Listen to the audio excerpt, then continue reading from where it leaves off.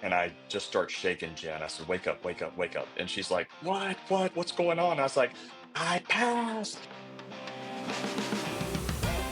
Welcome to How Did We Get Here, the podcast where each week our two talking heads, being myself, Jess Bost, and Mark Newfield, bring on guests to learn more about their past 5 jobs before landing where they are today. Because, as you know, life is super simple, straightforward, and never makes people ask, wait, you did what? Join us for an honest convo on career exploration, overcoming setbacks, considering when to pivot, and offering encouragement on how to find value in your career and life choices. And with that, let's ask the question. Holy crap, how did I get here? Together.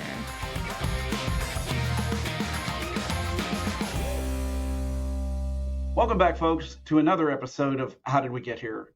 We appreciate you joining us for these conversations with our guests, and we have some really big news to share with you today. That's right. We sure do. If you have been joining us at any time over the past 22 episodes, that's right. 22. That's insane. We want to let you know we've made a few updates based on what we believe will help honor these stories the best. So you're going to notice a couple of things. A streamlined flow. Mark and I are going to introduce our guests, share highlights to you from up front, and then drop you straight into a 20-minute segment of the best parts of our conversation with that guest. So essentially, keep the value, reduce the time, win-win for everybody. Here we go. Yep. And today we're bringing you a wonderful conversation with Cris Wallace, a financial planner in Huntsville, Alabama, and also in Brentwood, Tennessee. Mark, I've got 2 questions for you about this conversation with Cris. One, what is the most inspiring thing that came from our conversation with Cris and about his story? And what twist in his story did you not see coming? Well, because my working memory is very poor, I'll start with the last question first. Okay. The twist I didn't see coming is moving to Nashville on a whim, essentially starting a new business in a new town where he knew nobody. A people business. Yeah. Yeah. That takes guts, or you got to be crazy. In any case, he made it work. Yeah. One of the most inspiring things about Cris related to that is just how deeply he cares about people. I would tell you that's why he was successful. You pull the string through his story that connects everything. He is a people first person, and then he just figures the rest out. Yeah, I couldn't agree more. The twist I didn't see coming, which I think someone out there today probably needs to hear, is that he went from being a plant manager to being a life insurance agent to being a financial planner, and then became a college graduate. He went back and got his college degree because he couldn't use the CFP designation and the title unless he had his college degree. So his story of how he got here is nowhere near straightforward, and there were no shortcuts. And it's a story really worth hearing. Whether you're a financial advisor looking for inspiration, or maybe someone navigating a career transition or thinking about it, you need to listen to this. Chris's journey has something for all of you. Yeah. Let's dive into the conversation. Here is how Cris Wallace got here. Yeah. So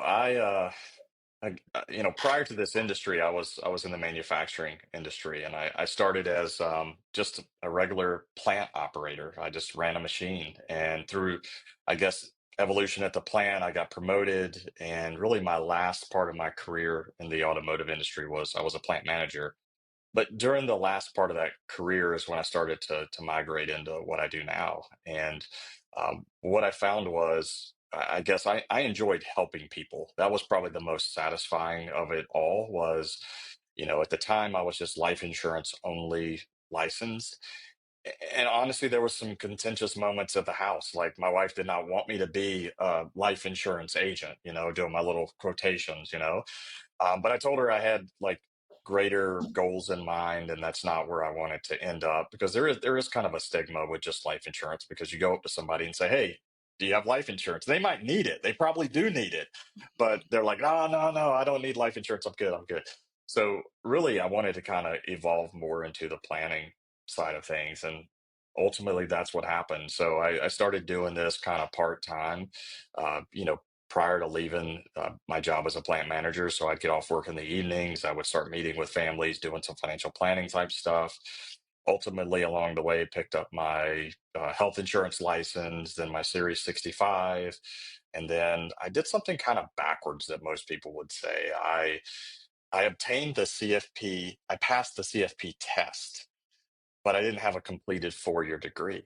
So I kind of forced myself to go back to school because, if I passed the test, I couldn't carry the designation because I didn't have the 4-year degree. So I had to go back to Middle Tennessee State, finish up my degree. Did that, completed that in 2021, and then was able to carry the marks, from there. So kind of a backwards way to do it. But I guess if you haven't finished your degree and you want to force yourself to go back, hey, go test for the CFP. And if you pass it, you got to go back to school if you want to carry the marks. So, quick funny story on the CFP. So, my wife and I moved. So, as I was transitioning out of the plant manager role that I had, I did go to work for another firm in the Richmond, Virginia area. Actually, it was located in Chester, Virginia. And Isaac was the guy that I worked with, and I'm forever grateful to him because he kind of showed me how to get into the industry a little bit and kind of just understand it in general. But when my wife and I decided to open our own firm, WG Financial Group, we relocated to the Nashville area where we didn't know anybody. I didn't have any family. I didn't have anybody. So we get to Nashville and I'm sitting at my desk, and my wife had been talking about, hey, we need to kind of differentiate you from a lot of the other advisors that are out there today. I think you should get the CFP. And I was like, okay, I'll try it. Well, we were just having that conversation. So one day she busts in my office, literally drops the books on my desk, and she said, here's your CFP books. I signed you up, get to work, you're 1 week behind. I was like, really? And she had signed me up, and I was a little bit late, and I was already basically, I think it may have been 2 weeks. I don't remember exactly, but I was behind to start with. So, yeah, that's this funny story in the CFP. So I passed in 2016, but I couldn't carry it to 2021 because you got to have that 4 year. So anyway, that's kind of the funny story behind that. It was really my wife's doing. I had a friend of mine in 2002. He and I worked together. His name is Nick, and I still communicate with him a lot. He's a very good friend of mine as well. So he started selling final expense. And so he left the automotive industry. Well, at that time, I have twins. I don't know if you guys knew that. I have twin boys. My twins were just born. So they were like months old at that point.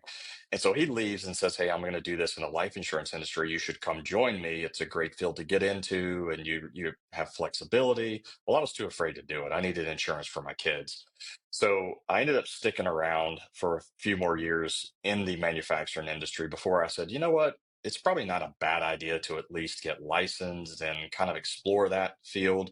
And so I started doing that around 2005. So what I think transitioned me really into doing it full time, honestly, was the gratification of helping somebody. Now, I'm going to tell you, like, as a final expense agent, which is what I was to start with, and again, no disrespect to those who are doing it today, it's a tough job. I mean, I would knock on doors. I would work off of lead cards that were provided to me, and I would go to the door and say, "Hey, my name's Chris, and I'm with so and so, and you filled out this card a couple months ago," and I show them the signature, and they would invite me in, and we would talk about final expense. And the gratification of knowing that I helped somebody was what really drove me. The reason that was important to me is I lost an uncle who did not have any way to bury himself. So I remember the stress that my aunt was going through and how they had to raise money through the church just to kind of get him in the ground, basically. And so I knew if I could just sell a $20 policy or $25 policy enough to bury somebody, that I was truly helping a family out.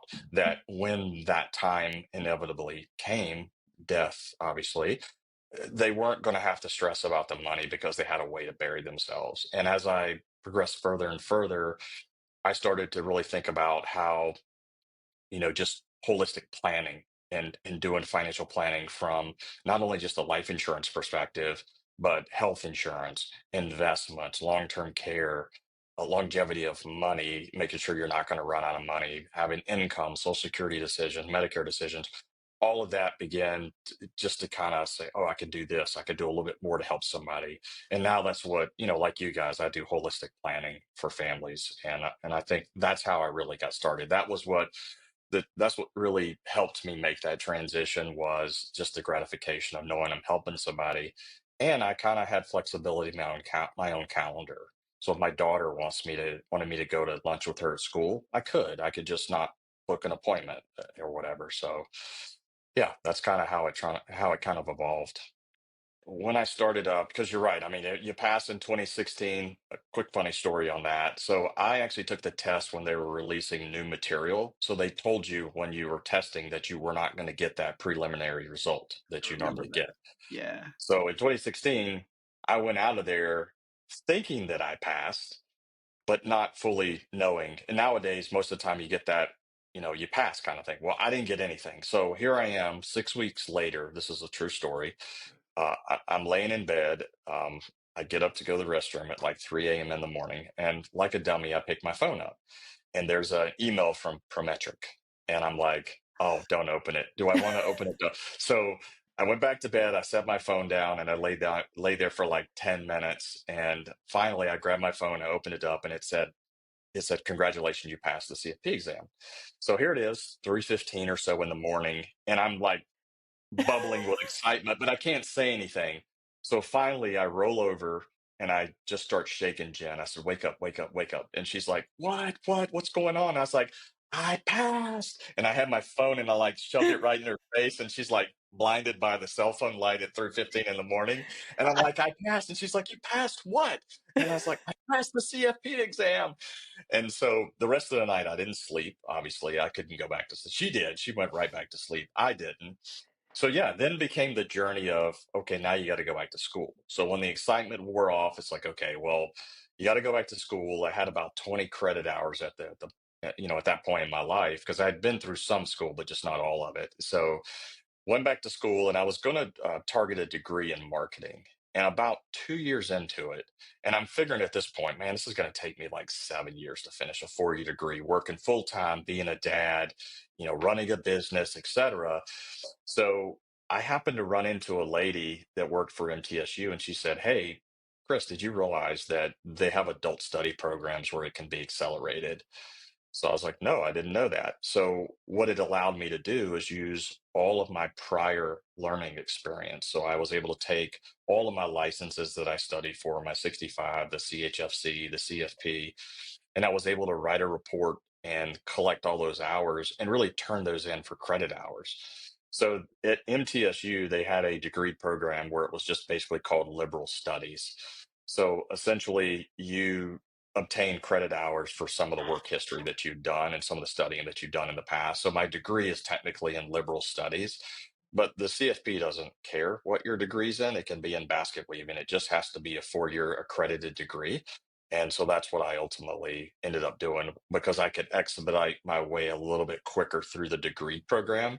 And I felt like the heavy concentration of what I do is centered around CEs for the CFP curriculum in general, and that the degree didn't matter as much as the CFP studies themselves. So that's ultimately the degree direction I took.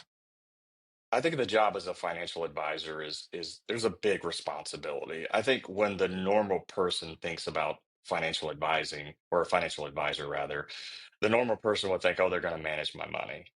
But I think what I enjoy most about the job is the day-to-day interaction. There's a lot of real conversation that takes place between you and a client or you and a prospect.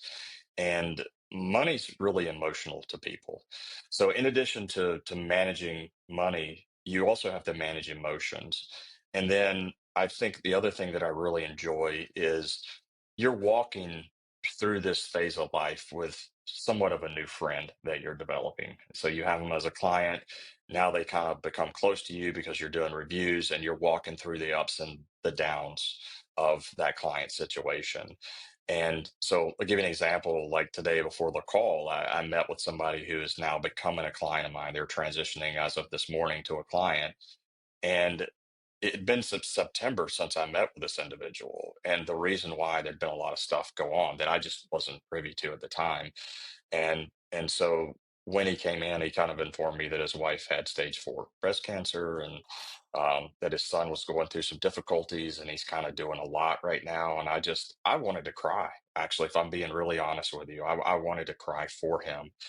Um, but being able to walk that journey with him and let him know it's going to be okay. Like I have you, our company has you on the financial side, and we'll do as much as we can on the emotional side as well.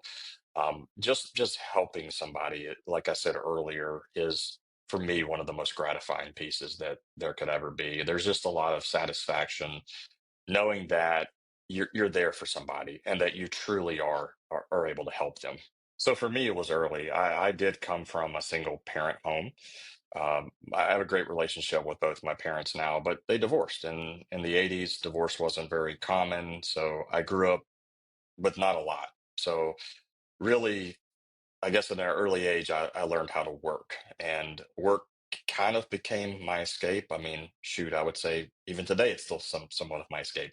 But early on, I learned how to work. I wanted to make money, and there was this time where there was this lady that would come in to Kroger where I worked, and I would always bag her groceries. And if I'm being fully transparent, she tipped really well when I take her groceries out.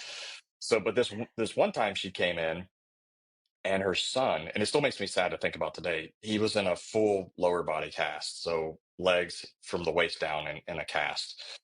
And I remember asking, like, what happened to him? And a display at another grocery store fell over on him. So I became really close. Her name was Susan. So I became close with Susan. And every time she would come in, I would ask about her son, and she would, just kind of check on the progress and all that. And I'm talking like this kid was probably 2 years old. Like he was very young, maybe three. Um, so there was one time that, I took her groceries out. Obviously, he's in the cart. And I just felt like a strong compassion for just loading her groceries. And as simple as that sounds, it was no longer about the tip because she tipped really well. It's now because her son, she's having to deal with him and this lower body cast, and loading up her groceries. And it was actually during one of those loads that there was a load of applications in the back seat of her Honda Accord, and they were Delta Airlines applications. And it turns out she was the hiring manager at Delta in Atlanta, Georgia, and ultimately got a job at Delta, making a lot more money at Kroger. So I think when you do good things for people, um, out of the goodness of your heart, because biblically, I believe that's, the Bible talks about being a cheerful giver. That can be financially, that can be given of yourself. My compassion, for helping Susan at that time ultimately led me to land a job at Delta right out of high school. Again, I didn't go to college right out of high school. Um, it helped, and it kind of opened up those career paths that would ultimately lead me to where I am today. So I think it was around 18 or so that I think I realized I had a pretty strong compassion for helping people, and just the heart, the compassionate heart side of me. And it's still with me today. Like I was saying earlier, the story I told you, I mean, it's incredibly sad to hear when somebody's sick, especially in your client base. You become close to these people, and they become really part of your financial family, so to speak, and it can be tough.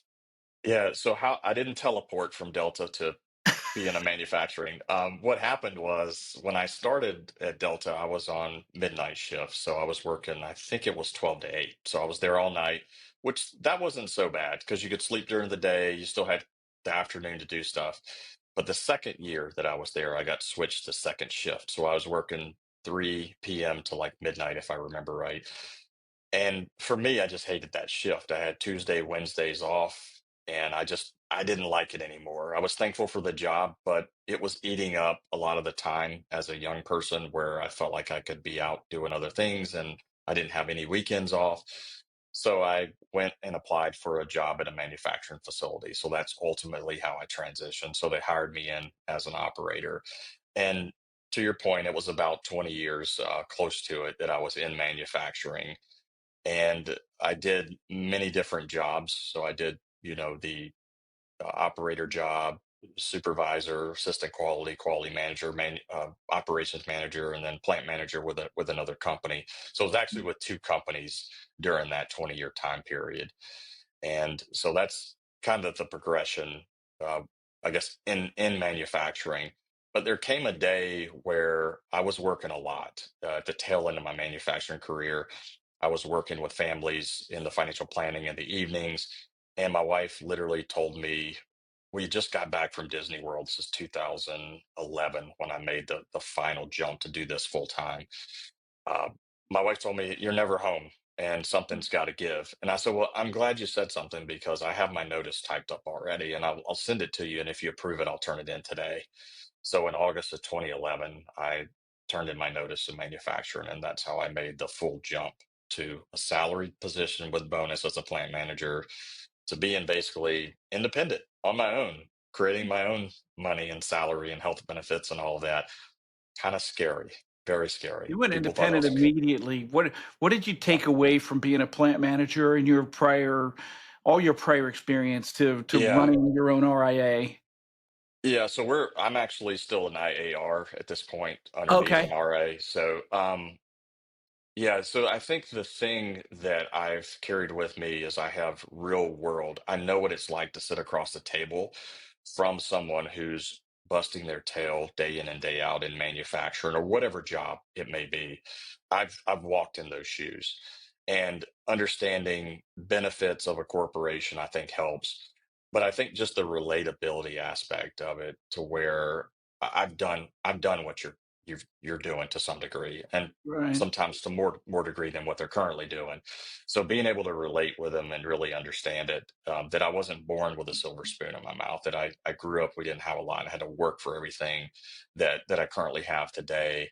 And then sitting down with families and just being able to relate with them, I think is the biggest part of it. Being a plant manager also, you could probably relate to this.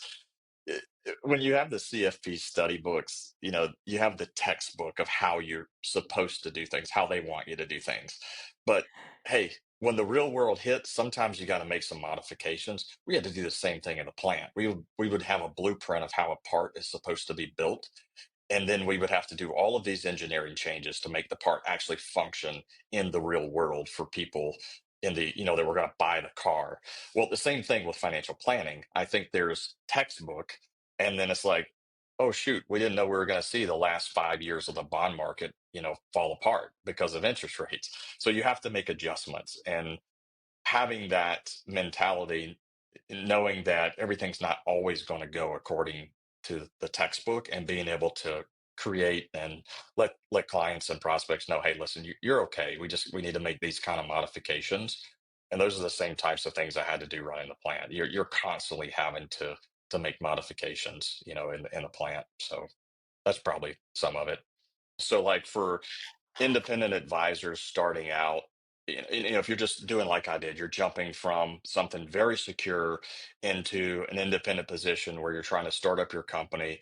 It is going to be hard for the first several years. It is going to be really hard.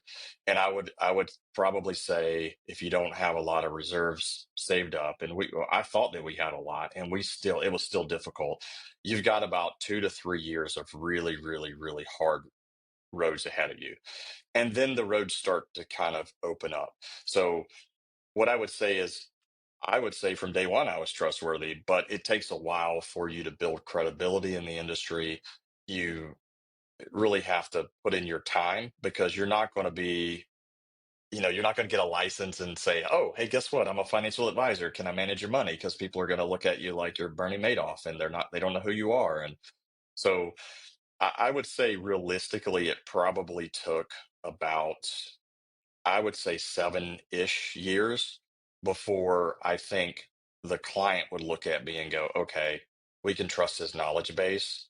We've Google checked him on everything that he's kind of made recommendations on, and Google is kind of fact checking him out. Okay. And, um, I would say 7-ish to 8 years before you really start making that turn. And where, again, I could look at myself and I knew I was a good person, but the person or the family sitting across the table from you, you need that from them also, and that just takes a little bit more time.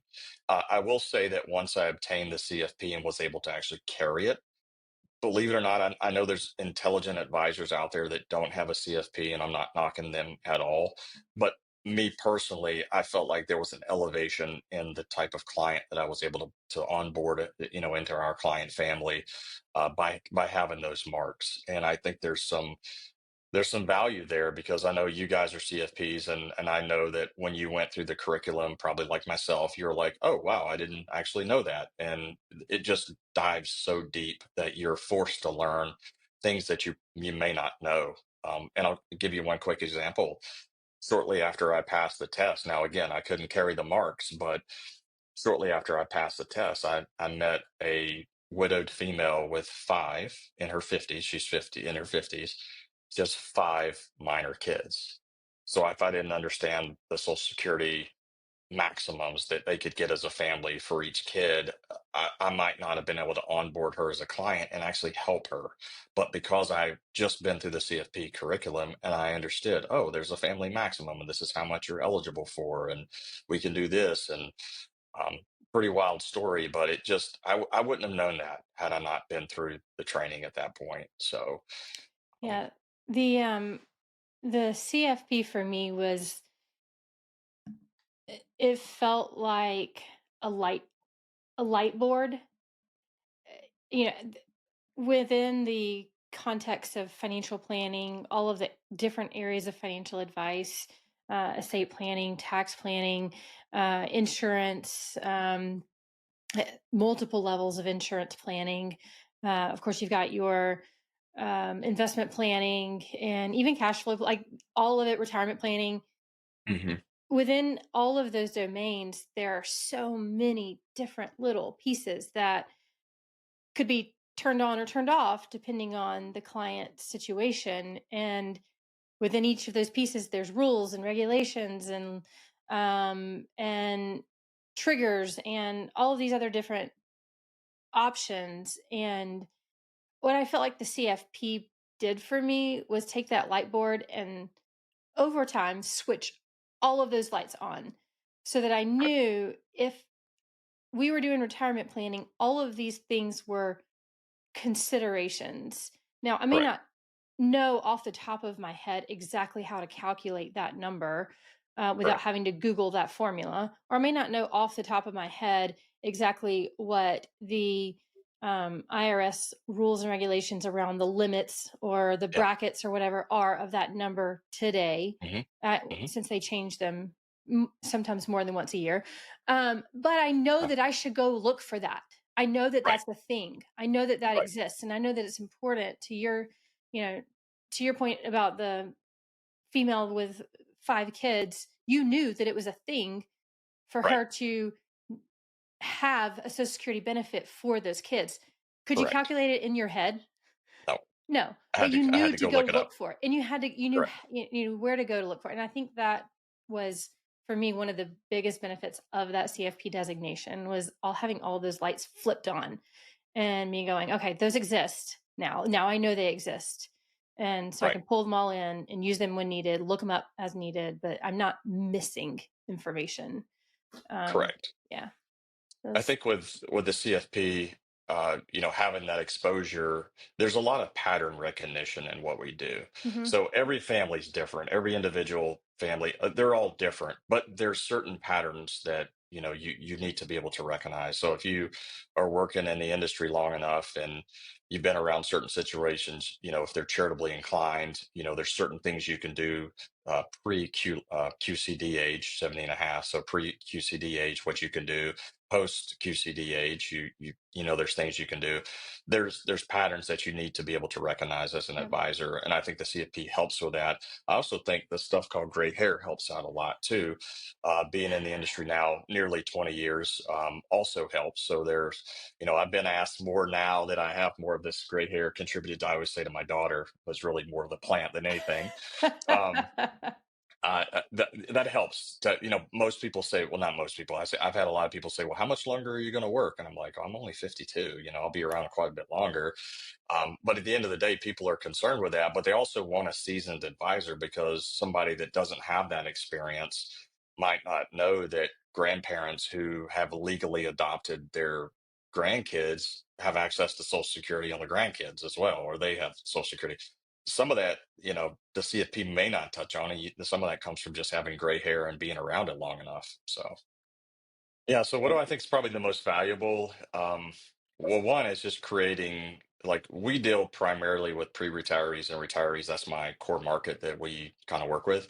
So one of the most valuable things that I feel like we do is just create a plan that kind of helps them see what their future is going to look like. Because I would say the ordinary person, and there's exceptions to the rule, there's the engineer that tracks all of this and has the spreadsheets and has run calculations, and a lot of times they're wrong, from what I find, because you can't do a whole retirement plan, or at least it's hard to in Excel, unless you're really, really good. So adding that value of creating that retirement plan, it really gives them that comfort level of knowing, okay, if I pull the trigger on retirement today, my money's projected to last all the way out. My heirs are probably going to receive, approximately X, and really just giving them the peace of mind to be able to go ahead and retire. Our motto here at the company is plan, retire, and play. So we encourage our families, if you plan correctly, you should be able to retire. And when you retire, we want you to go play. We don't want you to die the richest person in the graveyard. We want you to manage, or to take that money that you have saved and worked hard for all your life, and make memories while you're here today with your kids and your grandkids. Because the grandparents, which would be kind of my clients, for example, their kids and their grandkids are probably not in their peak earning years at that point in time of their life. So I told them, I said, I didn't come from money, but I would have loved it if my grandparents took me on a cruise, or if my grandparents took me to Florida to the beach. And they did a couple times. So make those memories today. So for me, it's building the plan.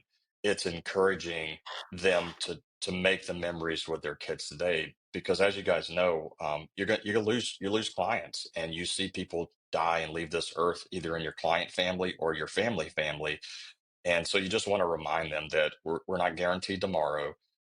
Take the money, go make memories. If you leave some money behind, that's great as well, but make the memories today. So that's probably some of the most gratifying things that I do today, where I feel like we can bring value. So what's next for me? I mean, shoot, I'm going to keep working as long as I can, as long as my brain will allow me to work and function at the level of capacity that I'm at, now, as long as I'm not, harming my clients with my decisions. I'll keep doing it for a while. I mean, I've got at least another decade in the tank, and my sons will come into the business in a few years, or actually not a few years, probably less than 1 year, when they finish up college. So they'll come in and start working in the business, and it'll be, some family in here, and we've got other employees as well. So, yeah, I don't know, 10 to 15 years, I'm probably still working to some degree. But even in retirement, I think there's bucket list items that they're afraid to spend the money. They don't want to Of spend the course, money. yeah, 100% true. Yeah. Because there's this psychological thing that happens when you retire. You retire and you're like, oh gosh, I've just turned off the faucet of income, which is your job. And Right, you're thinking in your mind, oh my gosh, do I have enough to make it till I pass away? So we know when we're going to retire, like most of us do, unless we're, right, sick or something like that. We can say, okay, I'm going to retire at 64, 65 years old. The problem is we don't know when we're going to die. So the biggest right. fear is, oh my gosh, do I have enough money to make it all the way through? So there's just a lot of psychology involved with retirement, and that comes to spending money, because for 20, 30, 40 years, you've literally been pushing money into your retirement accounts, and now you have to do something that feels awkward, which is take money out of the savings that you've been saving for. And that, for a lot of people, I call it retirement rhythm at my firm. It takes a little while to develop what I call that retirement rhythm, where you really get into living retirement to the best of your, ability, like you really should, because it's awkward to get up and not have to go to work. Like, you've got to fill your day with other stuff, and that could be volunteer work, that could be the gym, that could be hanging out with your spouse. We always tell people, don't retire to your couch, or you'll retire off this earth early if you retire to your couch. So it takes a little while to get in that retirement rhythm and kind of get into overcome some of that psychological impact that retirement has on people. So bucket list items are important. People should be trying to do those, and you should try to do them early while you're mobile and you can do them. There's a lot of baby boomers that are going to wake up at age 80, 81, 82, and they're going to look back and they're going to wish that they had done a little bit more, but they were afraid, They were because afraid. either they couldn't overcome that psychological impact that I'm talking about, or maybe they didn't work with somebody that kind of validated that they could do it. But that is the unfortunate reality. There's going to be a lot of people wake up and go, man, we should have spent more of our money. We really could have, and we were too afraid. Yeah. Yeah. Yeah. Folks, thanks for joining us on How Did We Get Here? If you love this format, let us know. It's new to us, so we're experimenting. Leave us a review on Apple or Spotify or both, or shoot us a message, and we will see you next time.